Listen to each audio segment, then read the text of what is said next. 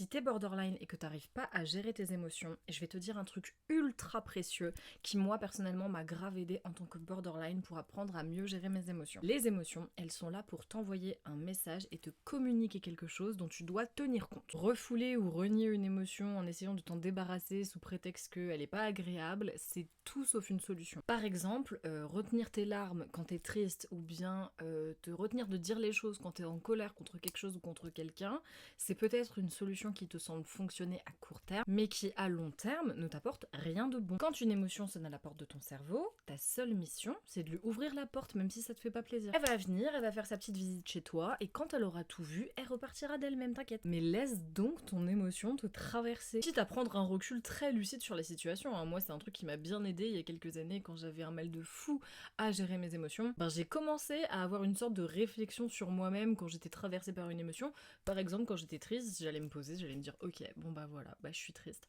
bah c'est ok, je laisse l'émotion passer, j'attends, ça va s'en aller à un moment donné, c'est ok, j'accepte. Elle va pas durer de toute façon, elle est là pour une raison.